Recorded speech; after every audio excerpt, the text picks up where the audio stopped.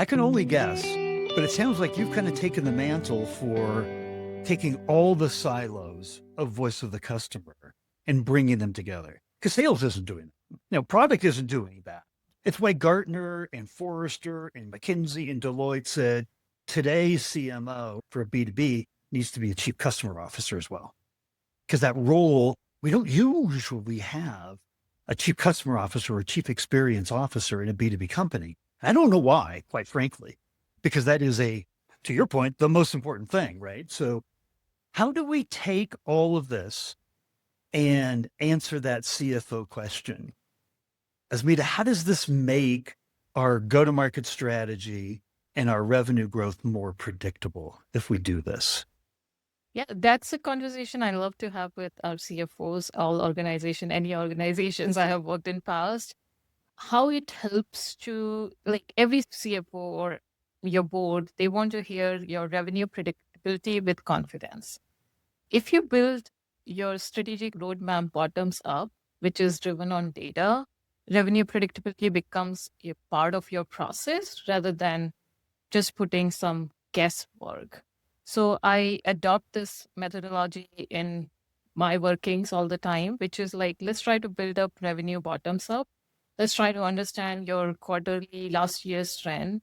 So you are looking not just like a window of highs or lows, you are looking at more of a trend over the period of time.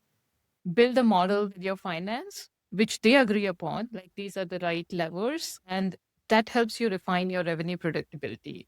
That helps you define your building your growth targets. Yes, we all want to like have a top down approach, but I always also think the validity of taking bottoms up approach, they should all meet. I think sometimes bottom ups approach have their own limitation. It won't tell you the opportunity out there. So you have to challenge some of your assumptions, not just looking historic. You have to look at, oh, market suddenly got changed. Maybe last year only grew this product 6% because there is this new emerging audiences, or we have made major update on the product. So you can't just use historic data. You have to take inputs of your external changes as well. But your revenue prediction model should use levers in building that predictability, and also have a method of way of like defining that constantly or periodically. So that's the approach which makes marketers look more credible when they are having these conversations with CFO.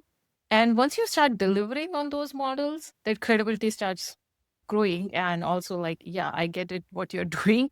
I know what you need this paid media money for, because you actually have a model to show your growth or the alignment of that money to driving at whether lead volume or qualified lead volume, but you know how to track this end to end funnel. Makes the conversation easier with your CFO and the board.